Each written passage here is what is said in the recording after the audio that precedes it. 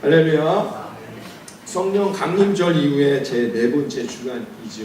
여러분, 이 주일 아침 하나님 말씀 앞에, 예배 앞에 다 달려 나오신 여러분 주님의 이름으로 환영하고, 여러분 오늘 이 시간에도 하나님 말씀 가운데 내가 함께하는 아름다운 시간이 되기를 바라겠습니다. 여러분, 6월은 우리가 6월 하면 언제나 우리 한켠에, 마음 한켠에 여러분 늘 전쟁이라는 이 단어를 빼놓을 수 없는 달이 우리 대한민국의 6월 달입니다. 왜냐하면 6월에는 여러분들도 다 아시다시피 우리들의 역사 가운데 가슴 아픈 6.25라는 이 한국 전쟁을 경험했던 달이기 때문인 것이죠. 여러분, 이 한국 전쟁이 일어난 지도 벌써 68년, 이제 곧 70년의 역사로 흘러가게 됩니다. 여러분, 오늘 이 6월을 맞이하여서 6월이 가기 전에 우리나라 가운데 이 분단의 아픔, 이 아픔과 이 분단을 통해서 또 하나님이 원하시는 뜻이 무엇인지를 우리는 오늘 본문에 있는 이스라엘의 분단의 역사를 통하여서 살펴보고, 이 시대와 우리 민족을 향한 하나님의 뜻이 무엇인지를 여러분들이 같이 한번 생각해 볼 수 있는 오늘 이 아침 되기를 주님의 이름으로 축원합니다.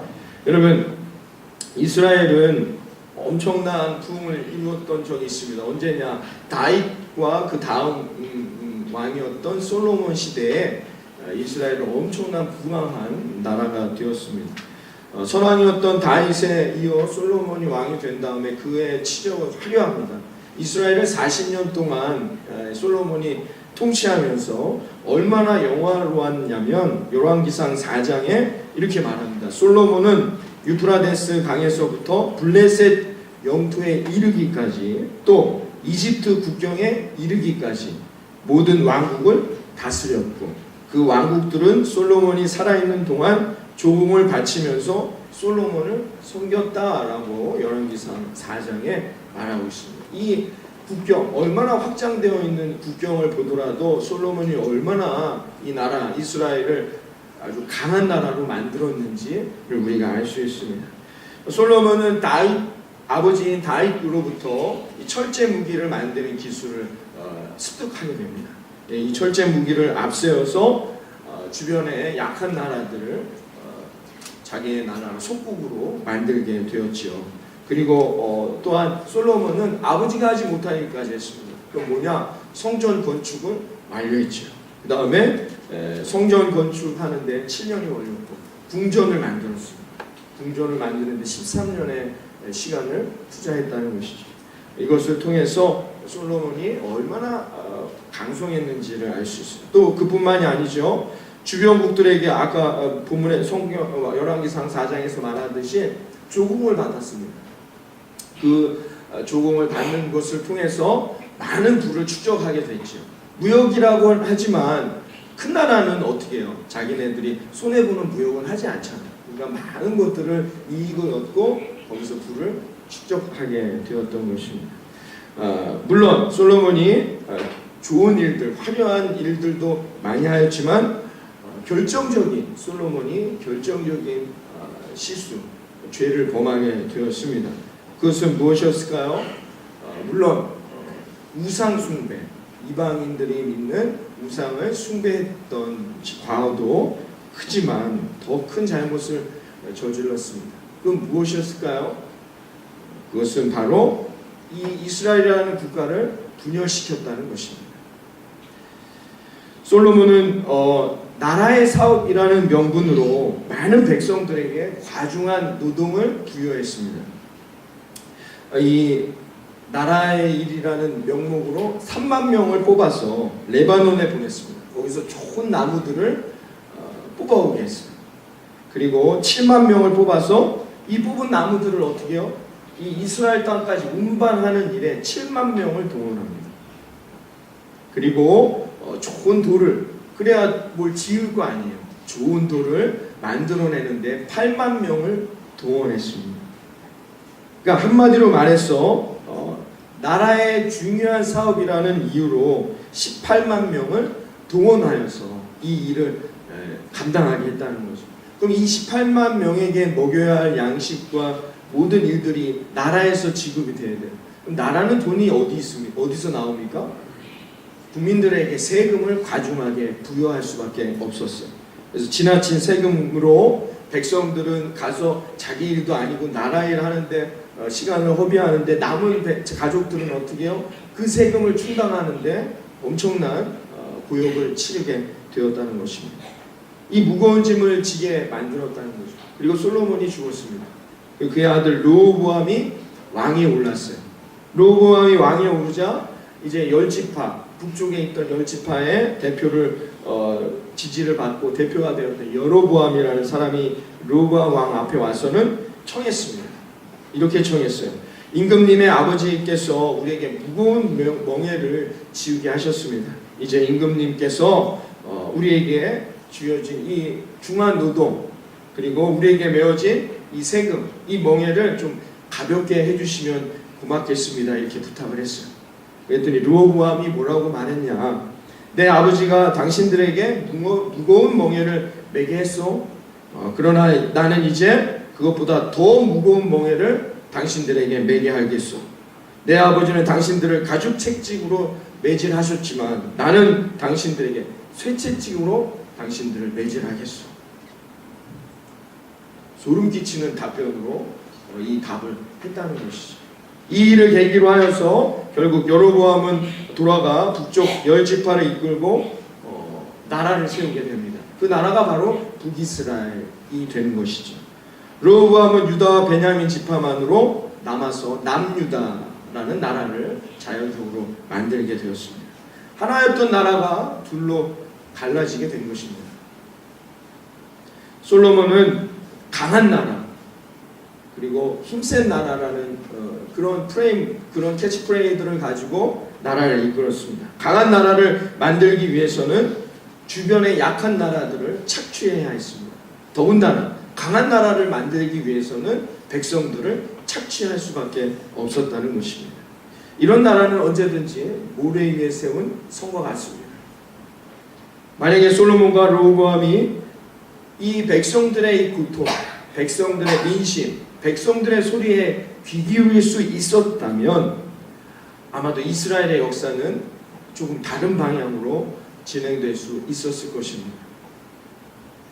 북이스라엘과 남유다로 나뉘었던 이스라엘, 이들은 나뉘어서 서로 전쟁을 치르기도 했고 필요에 따라서 서로 협력할 때도 있었습니다. 그러다가 주전 8세기에 이르러서 BC 8세기에 북쪽에 아시리아라는 강한 나라가 만들어지기 시작했어요. 그래서 북이스라엘이나 남유다는 긴장할 수밖에 없었어요. 근데 이 아시리아가 계속해서 서진 정책을 폈습니다. 그러니까 이들에게 북이스라엘과 남유다의 가까운 쪽으로 땅을 넓혀가는 나라의 정책을 폈어요. 그래서 긴장하지 않을 수밖에 없었습니다. 그래서 처음에는 이들에게 다 조공을 바쳤어요. 조공을 바치다가 시리아의 왕 르신이라는 왕과 북이스라엘의 왕이었던 베가라는 왕이 야 이제 더 이상 이거 하지 말자. 우리끼리 힘을 합쳐서 한번 무찔러 보자. 그래서 동맹을 맺습니다. 북이스라엘과 시리아라는 나라가 합쳐서 아시리아가 이렇게 세력을 넓히니까 맞싸우려고 했어요. 그런데 남유다에게 함께 동맹을 맺자고 했어요. 근데 남유다의 아하스 왕이 거절을 합니다. 아니야 이건 아닌 것 같아. 거절을 하고 가입하지 않았어요. 그래서 이 르신 왕과 북이스라엘의 베가 왕이 남유다를 선제 공격하려고 군사를 모으기 시작했어요. 그들이 모여서 군사 훈련을 하고 연습하는 걸 보면서 남유다의 아하스 왕이 두려워졌어요. 이러다 우리나라가 멸망하는 거 아닐까? 그래서 아하스 왕이 자기들을 지키기 위해서 너무 불안하니까 어떻게 했을까요? 백성들을 모아놓고 이 나라가 멸망하지 않고 공격받지 않고 잘 지켜지기 위해서 제사를 지냅니다. 어떻게 제사 지냈는지 아십니까? 이 아하스 왕이 우상 앞에 자기의 어린 아들을 불태워 죽입니다. 그렇게 함으로 인해서 이 나라가 안정될 수 있게 해달라고 제사를 지냈다는 것이죠. 그때 이사야라는 예언자가 아하스 왕을 찾아와서 하나님의 말씀을 대언합니다. 주 이스라엘의 거룩하신 하나님께서 당신에게 이렇게 말씀하십니다. 너희는 회개하고 마음을 편안하게 하여야 구원을 받을 것이다. 잠잠하고 나를 신뢰하여야 함을 너희는 깨달아야 할 것이다. 아하스 왕에게 이사야 선지자가 이렇게 이야기했습니다. 이 말은 뭐냐? 이사야가 아하스 왕에게 아무하고도 손잡지 말아라. 아무도 의지하지 말아라. 그 동맹을 맺은 시리아라든지 북이스라엘도 의지하지 말고 아시리아도 의지하지 말고 오직 하나님, 모든 것을 가능하게 하시고 전쟁을 모든 것을 능하게 하실, 이 전쟁도 멈추게 하실 수 있는 그 하나님만을 의지하라. 이렇게 아주 진중하게 조언을 해주었습니다. 그 아하스가 이 말을 들었을까요? 그렇지 않았습니다. 너무 불안했어요. 그 말을 의지할 수가 없었습니다. 결국 그가 아시리아를 의지하기로 마음먹고 아시리아의 왕에게 편지를 썼습니다. 나는 임금님의 신하이며 아들입니다. 이쪽으로 오셔서 나를 공격하고 있는 시리아와 이스라엘의 왕을 손에서 나를 구원해 주십시오. 이렇게 편지를 보냈습니다. 이 편지의 명분을 갖고 아시리아는 쳐들어와서 강력한 군사력으로 시리아와 북이스라엘을 멸망시키게 되었다는 것이죠. 그러나 그 영향은 남유다에까지 미치게 되었습니다. 이제부터 그들은 예배를 어떻게 해요? 아시리아의 방식으로 예배를 드리는 그런 아주 가슴 아픈 그런 처참한 그런 삶을 경험할 수밖에 없었다는 것이죠. 그래서 주전 722년에 아시리아를 통해서 북이스라엘의 수도였던 사마리아가 함락되게 됩니다. 그래서 북이스라엘의 역사는 이제 역사 가운데 사라지게 된 것이죠. 그리고 그 북이스라엘에 있었던 백성들 27,000명은 아시리아로 끌려가서 고역한 아주 고통스러운 노예 생활을 하게 된 것입니다. 그리고 여러 다른 민족들을 사마리아, 그러니까 북이스라엘에 들어와서 사는 정책, 혼합 정책을 펴게 되었습니다. 그래서 북이스라엘은 이 북이스라엘 백성들은 자신들의 의도와는 상관없이 피해자가 되었고 고통받는 노예의 삶으로 전락하게 된 것입니다. 그러나 이 일을 계기로 해서 남유다 사람들은 더 이상 북이스라엘 사람들을 한 형제요 민족이라고 여기지 않았습니다. 왜요? 피가 섞였다는 것이죠. 북이스라엘이 멸망한 후에 135년, 그러니까 주전 587년에 남유다도 결국 바벨론에 의해서 멸망당하게 되었습니다. 그들은 70년의 노예 생활을 한 끝에 해방을 맞아 다시 고향 땅인 예루살렘에 돌아오게 되었습니다. 그들이 돌아와서 성전을 먼저 지으려고 했어요. 자신들이 고통받고 노예 생활을 한 이유는 자신들이 하나님을 경외하지 않고 예배에 집중하지 않았기 때문임을 깨달아 성전을 지으려 했습니다. 그때 유대인들을 불쌍히 여긴 북이스라엘 사람들이 우리가 같이 성전 짓는 걸 도와주겠습니다 라고 제의를 했습니다. 그랬더니 유대인들이 당신들과는 관계없는 일이라며 거절했습니다. 이에 기분 나빠졌던 사마리아 사람들이 그때부터 성전 짓는 것을 방해하고 이들을 늘 괴롭히고 회방하게 되었습니다. 이때부터 북이스라엘과 남유다의 상처는 증오는 더 깊어진 것이죠. 외경에 보면 그 당시의 상황을 이렇게 평가하기도 합니다. 내가 이웃으로 증오하는 민족이 둘이 있는데 세 번째 것은 민족이라 말할 수도 없다. 사마리아 산에 사는 주민들과 블레셋인들 그리고 세겜에 사는 어리석은 자들이다. 남유다 사람들이 말했던 이야기입니다. 증오하는 민족이 되어버렸어요. 민족도 아니라는 거예요. 유대인과 사마리아인의 갈등은 점점 커져갔습니다. 이 갈등은 예수님 시대까지도 이어져 내려왔다는 것이죠. 그래서 유대인들이 북쪽 사마리아 땅을 지나 북쪽 갈릴리로 가려면 그 당시엔 어떻게 해야 했느냐? 배를 타고 갈릴리 바다를 건너서 가야 했어요. 사마리아 땅을 지나가지 않았습니다. 그때 당시에 휴전선이 있었던 것도 아니고 철책이 있었던 것도 아니지만 그들은 같은 민족, 같은 백성이라고 생각하지 않았기 때문에 사마리아를 지나 갈릴리 땅에 가려면 무슨 마치 통제선을 벗어나듯이 배를 타고 돌아가야만 했다는 것입니다. 예수님이 한 번은 사마리아 성을 관통하시는 일이 있었습니다. 사마리아의 수가성, 여러분 아시죠? 수가성 이야기. 예수님이 그냥 사마리아 땅을, 아무도 유대인들은 거기를 다 들어가 본 적이 없는데 예수님이 그 땅을 지나가셨어요. 그냥 지나가신 거예요. 북쪽 갈릴리로 가시기 위해서 사마리아 땅을 지나가셨어요. 지나가도 되는 곳이었습니다. 그때 한 우물가에서 사마리아 여인에게 물을 마시는 일이 있었죠. 그때 사마리아 여인이 예수님이 물 좀 달라 하니까 사마리아 여인이 요한복음 4장에 뭐라고 말합니까? 선생님은 유대 사람인데 어떻게 사마리아 여자인 나한테 물을 달라 합니까? 이것은 그 당시에 유대인과 사마리아인들이 얼마나 갈등이 심했는지를 단편적으로 보여주는 것이죠. 또 누가복음 9장에 보면 여러분 이런 이야기가 나옵니다. 예수님이 제자들과 사마리아 땅 한 마을에 들어갑니다. 그래서 쉴 곳이 필요해서 사마리아에서 쉴 곳을 요청하자 사마리아인들이 유대인이라는 이유로 거절합니다.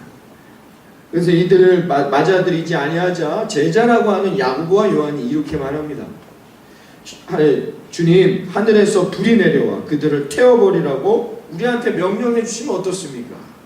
라고 예수님께 그렇게 말했어요. 여러분, 제자라고 하는, 예수님의 제자라는 사람들이 불을 내려주셔서 이 지역을 없애버리는 게 어떻습니까? 라고 예수님께 말하고 있습니다. 얼마나 유대인들과 사마리아인들에게 증오의 불길이 깊은지를 우리가 단편적으로 보여줍니다. 분열은, 갈라짐은 갈등을 초래합니다. 갈라짐은 그 갈등을 넘어 증오로 나아가게 됩니다. 그리고 증오는 결국 전쟁으로 확산될 수밖에 없는 것이죠. 이런 갈등이 이스라엘에게 솔로몬 사후 900년 북이스라엘의 멸망 이후 700년 동안 이스라엘 백성 가운데 이스라엘 땅에 있었다는 것입니다. 이런 오래된 분단, 이런 오래된 분열, 이런 오래된 증오 가운데 이 역사가 흘러가고 있을 때에 하나님은 그것이 하나님의 계획과 뜻이 아니라는 것을 한 예언자, 젊은 하나님의 선택된 예언자를 통하여 꿈으로 심어주었습니다. 그게 오늘 본문에 있는 말씀인 것이죠. 하나님은 바벨론에 유다가 멸망당하고 유배 생활을 하던 에스겔이라는 한 사람에게 환상을 보여주셨습니다. 그 환상은 뭐였느냐? 하나님의 군대가 일어나 이 어려운 순간들, 고통의 날들을 정리할 것이다 라는 환상이었습니다. 그 환상 이후에 오늘 본문에 있는 16절, 17절의 말씀으로 하나님의 계획과 뜻이 무엇인지를 이 에스겔이라는 젊은 청년에게 이야기해 줍니다. 너 사람아, 너는 막대기를 하나 가져다가 그 위에 유다 및 그와 연합한 이스라엘 자손이라 써라. 막대기를 또 하나 가져다가 그 위에 에브라임의 막대기 곧 요셉 및 그와 연합한 이스라엘 온 족속이라고 써라. 그리고 두 막대기가 하나가 되게 그 막대기를 서로 연결시켜라. 그것들이 내 손에서 하나가 될 것이다. 무슨 하나님의 계획입니까? 남유다와 북이스라엘이 하나가 되게 하겠다는 하나님의 말씀인 것입니다. 이런 놀라운 꿈이었어요. 에스겔에는 놀라운 것입니다. 왜요? 에스겔조차도 남유다와 북이스라엘이라는 이 두 단어가 어울린다는 것은 상상조차 할 수 없는 일이었기 때문인 것이죠. 그런데 여러분, 하나님의 말씀은 여전히 에스겔 사후 이들이 포로 생활을 마무리하고 유다 땅에 돌아와서도 여전히 갈등의 골은 깊어져 있었다는 것이죠. 그러나 이 꿈은, 하나님의 계획은 멈추어지지 않았습니다.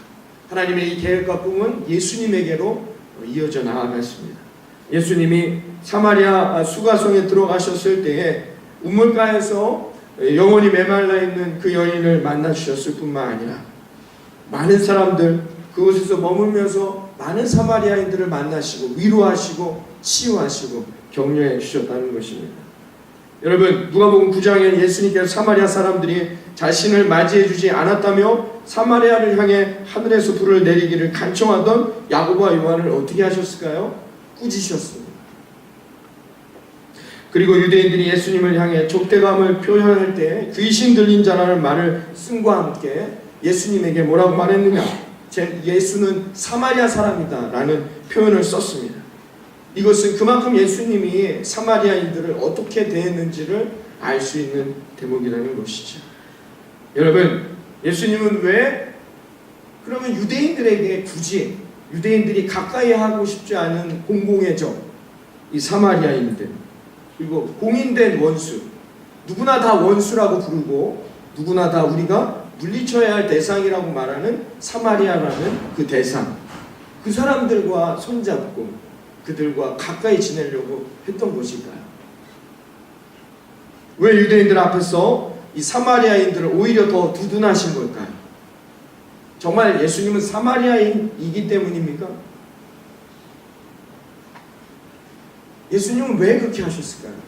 예수님이 모르셨을까요? 그렇게 하면 자기가 더 공격받고 그렇게 하면 자기가 더 아파하고 결국은 이런 일 때문에 예수님은 자기가 십자가를 져야 하는 그 고통을 당해야 하는 것을 예수님이 모르셨을까요?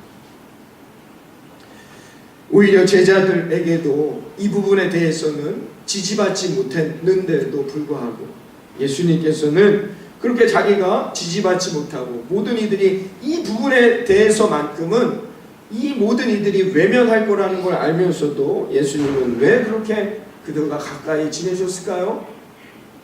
증오를 내려놔야 하기 때문이죠. 전쟁을 벌여야 했기 때문인 것이죠.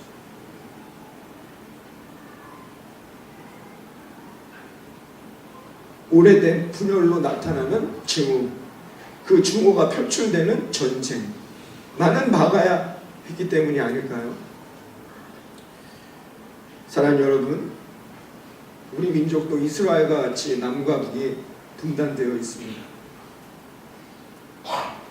해방 직후 일본군 철수를 위해 38선 북쪽은 소련군이, 남쪽은 미군이 이 일을 처리하면서 생긴 분단이 올해로 73년이 되었습니다. 우리가 생각하는 것만으로도 고통스러운 6.25 한국전쟁이 일어난 지 68년이 되었습니다.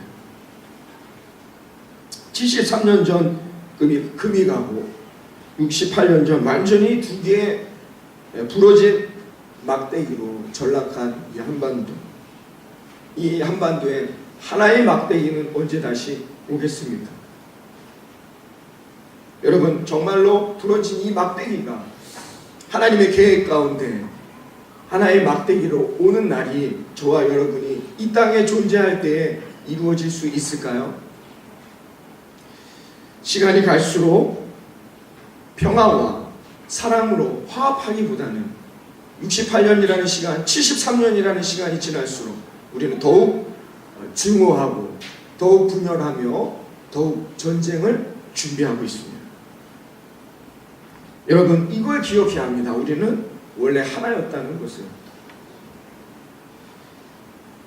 우리나라의 20대를 대상으로 서울대학교 통일연구원에서 시행한 여론조사에 따르면 2007년에 조사를 했습니다. 통일을 해야 한다는 의견이 그 당시 서울의 20대 학생 청년들이 통일을 해야 된다는 의견이 53.3%였습니다. 10년 뒤 2017년에 또 조사를 했어요. 통일을 해야 한다는 의견이 30.7%로 줄어들었습니다.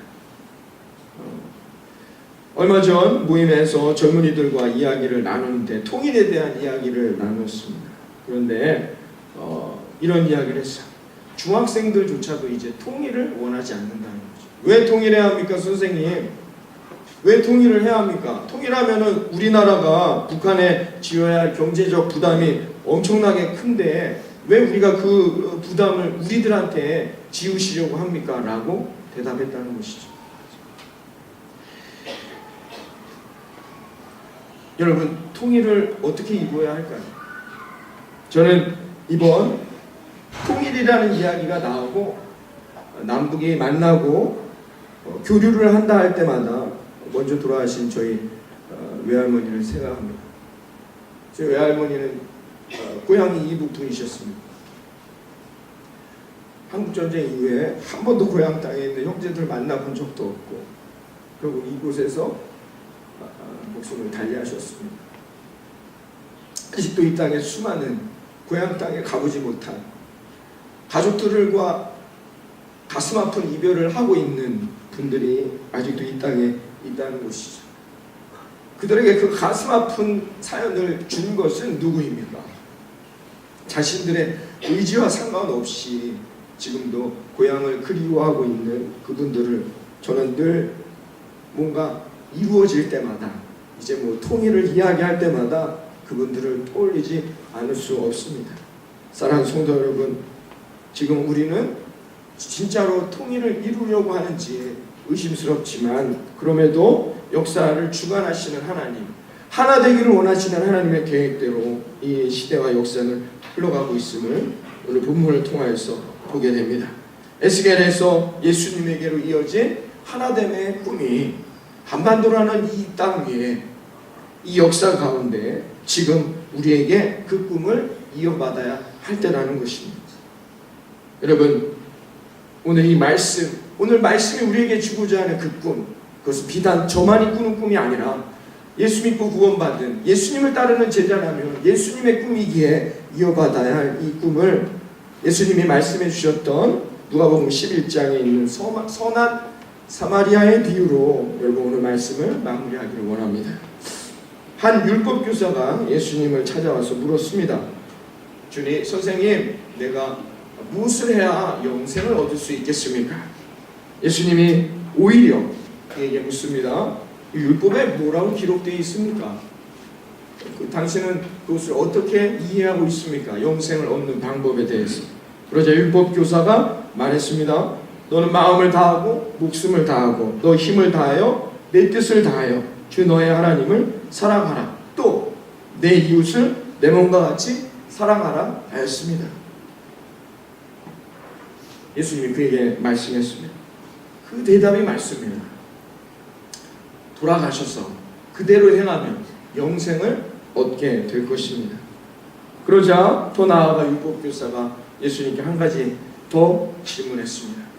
그렇다면 내 몸과 같이 사랑해야 하는 그 이웃의 범위는 어디까지입니까? 예수님이 그 율법교사의 질문에 이렇게 긴 대답으로 대답해 주셨죠. 어떤 사람이 예루살렘에서 여리고로 내려가다가 강도들을 만났습니다. 강도들이 그의 옷을 벗기고 때려 거의 죽게 된 채로 내버려 두었습니다. 마침 어떤 제사장이 그 길로 내려가다가 그 사람을 보고 피하여 지나갔습니다. 레위인도 그냥 지나갔습니다. 그런데 어떤 사마리아 사람은 길을 가다가 그 강도 만난 사람이 있는 곳에 이르러 불쌍한 마음이 들어 가까이 가 그 상처를 씻어주고 싸매주고 그를 자신의 짐승에 태워 여관으로 데리고 가서 돌봐주었습니다.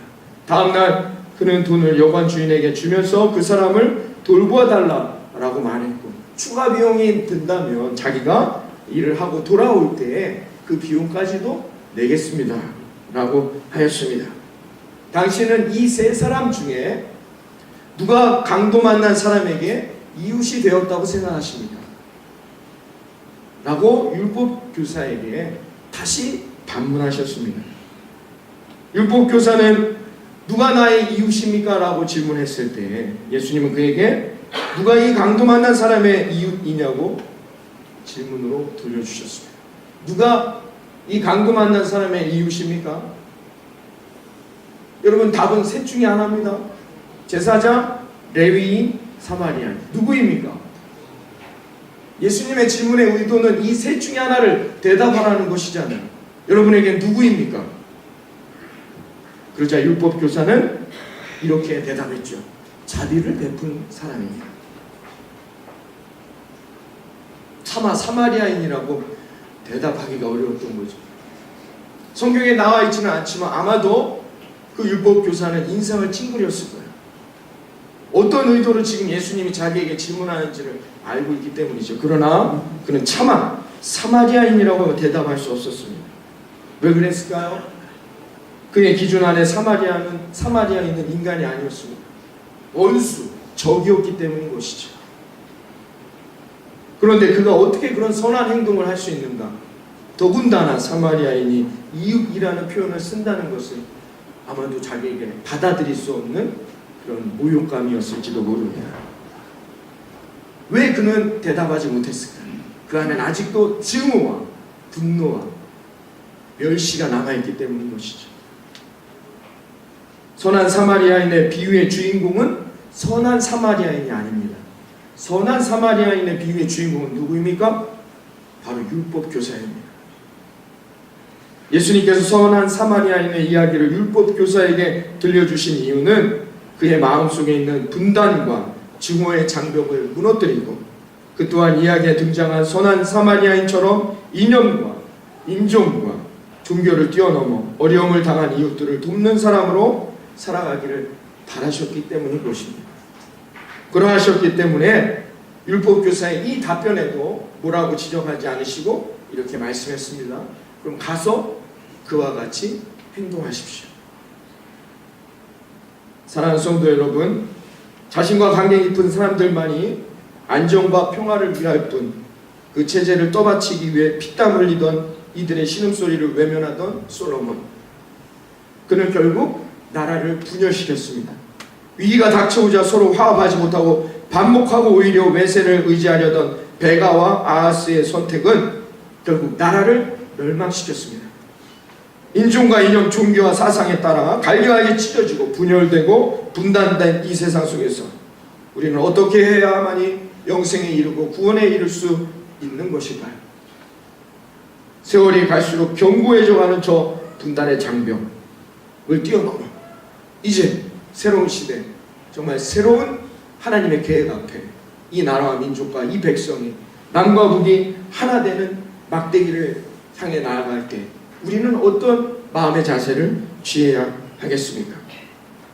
사랑하는 예수님만 구주교회 성도 여러분, 우리 안에 있는 율법교사의 마음이 변화되기를 바랍니다. 오랜 세월 우리 안에 나도 모르게 존재하고 있었던 율법화되어 있는 내 마음들, 그래서 내 안에 진정한 평화와 통일이라는 이 하나님의 놀라운 계획을 왜곡되어 있는 내 안에 있는 그 마음으로 받아들이고 있는 이 마음을 회복하여 여러분의 마음 안에 선한 사마리아인의 마음을 회복하는 남은 이 6월 한 달이 되어지기를 바라겠습니다. 그래서 정말로 이 시대에 하나님께서 원하시는 그 하나됨의 놀라운 은혜가 저와 여러분을 통하여서 이 땅 가운데 그 영원한 생명, 이미 예수님이 우리에게 알려주신 그 영원한 생명 구원의 길을 함께 동행하며 하나님의 놀라운 축복의 열매를 누리며 살아가는 그런 저와 여러분, 이 나라와 이 민족이 되어지기를 이 아침 주님의 이름으로 간절히 축원합니다. 기도하겠습니다. 하나님 감사합니다. 하나님의 계획 하나됨을 위하여